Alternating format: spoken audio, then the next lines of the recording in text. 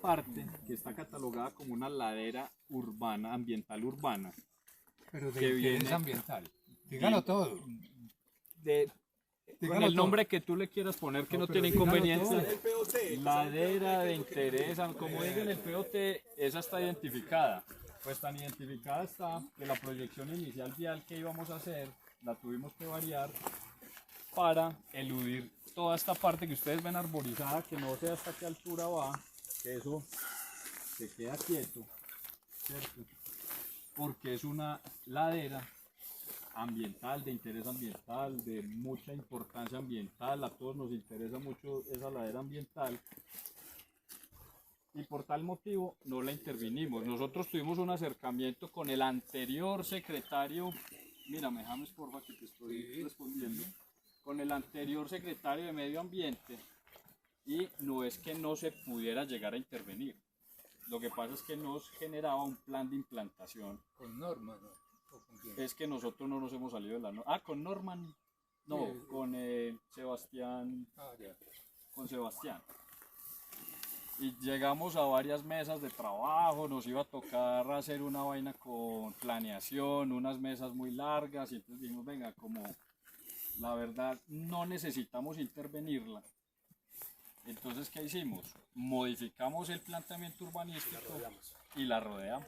Entonces, en este momento nosotros estamos igual de maravillados que tú con la importancia ambiental porque la amamos. De verdad que en Corpo Caldas pueden dar fe de que todos, prácticamente todos los días durante 5 años hemos ido a hacer vueltas en Corpo Caldas de todo. Y todo lo preguntamos, esto se puede, cómo se debe hacer. Pues la verdad que lo hacemos con bastante responsabilidad. Entonces, la ladera, como tú la quieras denominar, que la tenemos identificada en el plan de ordenamiento, la estamos rodeando y no la vamos a intervenir. No la necesitamos intervenir ni nos interesa realmente intervenirla. Y con lo que tú preguntas, en la parte superior, que si se va a intervenir, todo lo que vamos a hacer nosotros es dentro de las coordenadas que no tocan la parte de la ladera ambiental. Entonces tenemos identificadas las coordenadas hasta dónde llega la ladera ambiental, tomamos pues un espacio y ahí se hace el movimiento Yo de quiero hacer una tierra. aclaración ahí para que a todos les quede bien clara una parte muy técnica y es ¿por qué surge la ladera ambiental?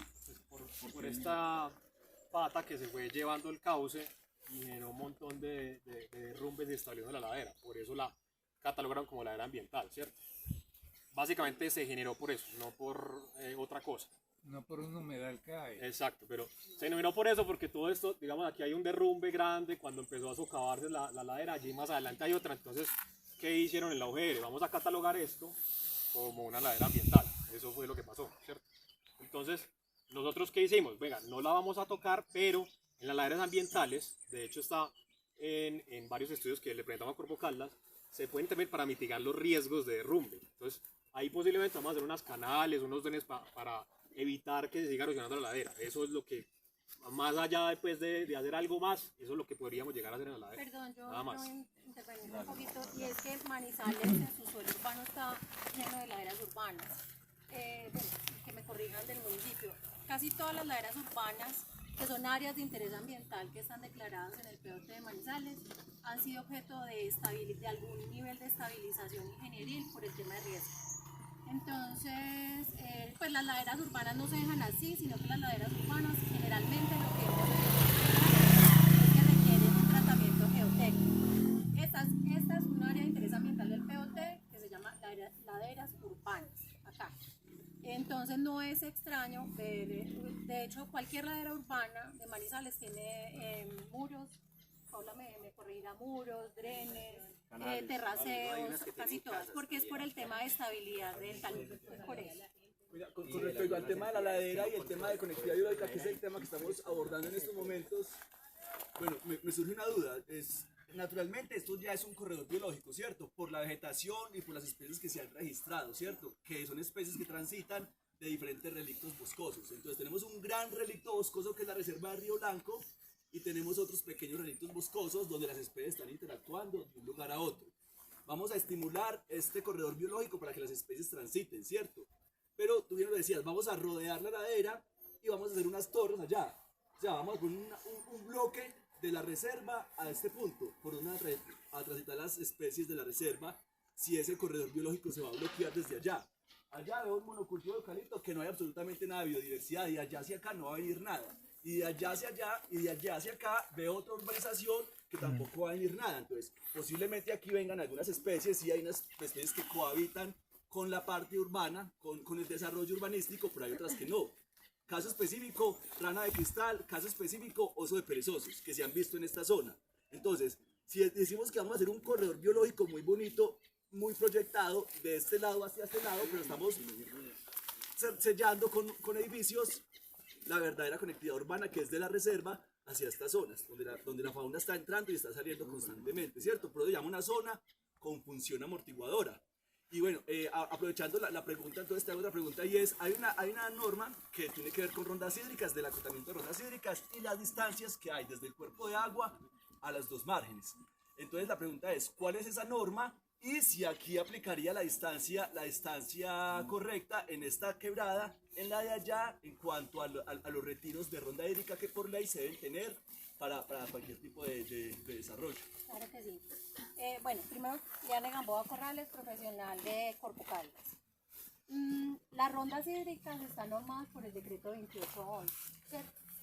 Y también tenemos para suelo urbano, además Manizales en todo el suelo urbano tiene ya delimitadas las fajas de protección de cauces urbanos que no obedecen a algo que diga la norma, sino que obedecen a una modelación. O sea, la norma, por ejemplo, el 1449, que si es para suelo rural, dice 30 metros al lado y lado.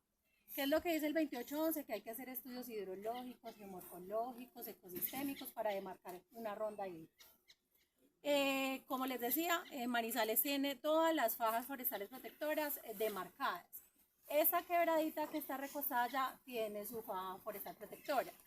Y como esta quebradita, dentro de la sentencia, pues que ya nos estaban explicando que este cauce fue recostado por un lleno, que estaba afectando las casas allá, hay un proceso erosivo allí.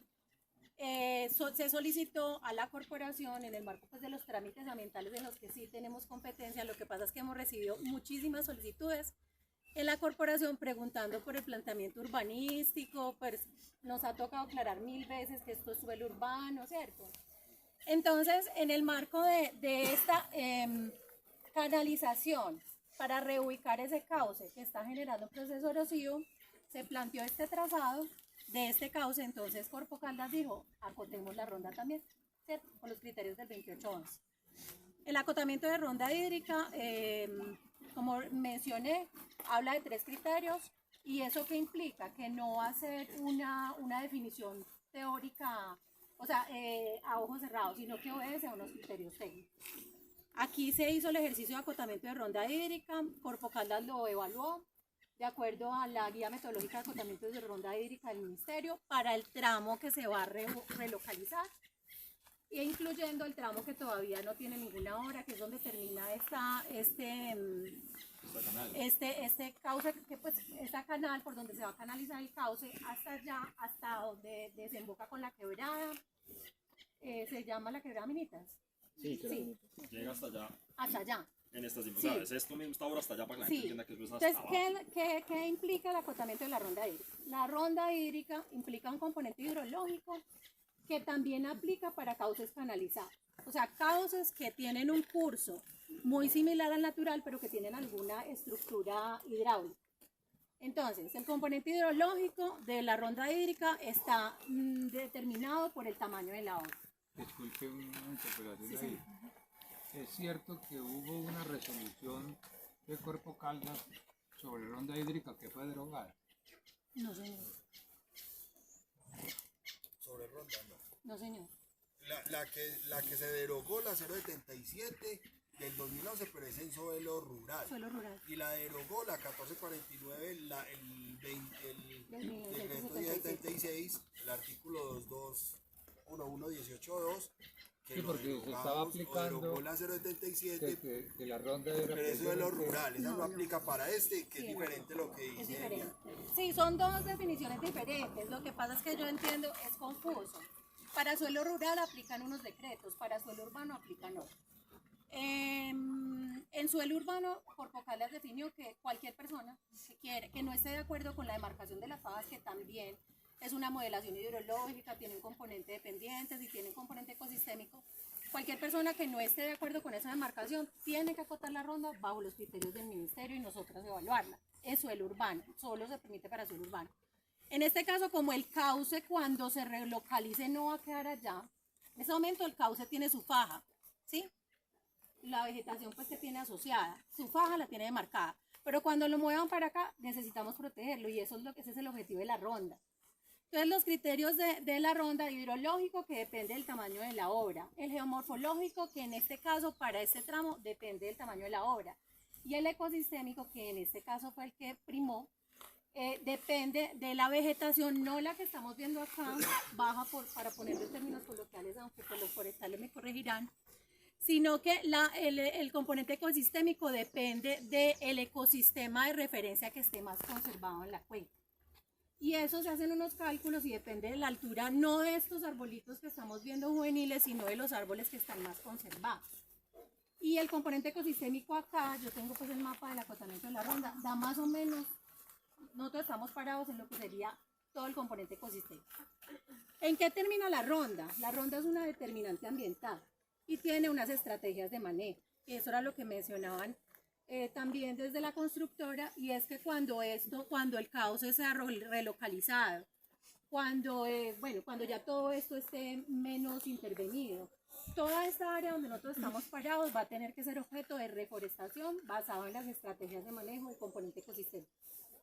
Y eso fue lo que la corporación evaluó: las especies que se proponen sembrar, la distancia entre las especies, el tamaño de la obra que plantean, porque esta obra también tiene que obedecer a la cantidad de agua que transita por este cauce allá. Entonces se acotó la ronda acá. La ronda está acotada desde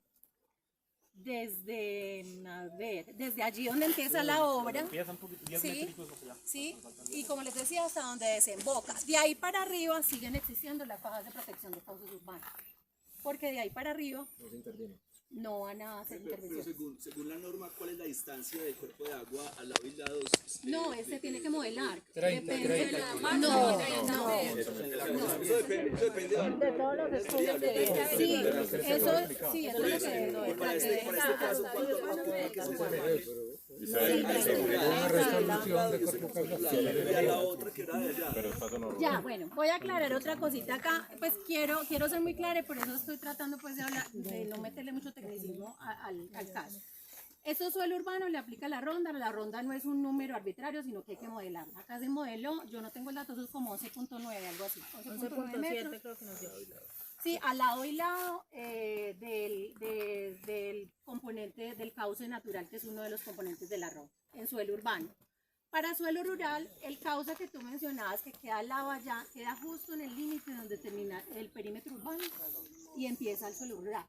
Entonces, en teoría, pues el pedazo que es del suelo urbano le aplica la faja de protección de cauces urbanos, que también está modelada, y el lado que está en el suelo rural le aplican los 30 metros del que trata el 1449 de 1977. Allá 30 metros. Sí. Pero solo para un lado de la quebrada, Solo porque para el el otro lado lado del es urbano. suelo rural. ¿Y para el lado de acá cuántos metros? 11.7. No los tengo, Según no. lo que Va cambiando, pero hay una 30 mancha que lados, está en el portal del sitio. que muestra Por eso es lo que decimos, 30 al lado y lado, Ahí está ¿o la qué? mancha. No, Son 30 lado y lado, que es lo que le están explicando. yo estoy tratando de explicar que en suelo rural aplican 30 metros, pero justo en la quebrada allá, la mitad, que es el límite con el suelo urbano y rural, entonces el suelo rural le aplicarían 30 metros y al suelo urbano la faja que ya está modelada. Ya está Lo modelada. está explicando ella. Ella lo está explicando. Pero no es constante, solo a veces. Suelo rural, que es el del lado de allá, son 30 metros y eso es lo que se... Esa es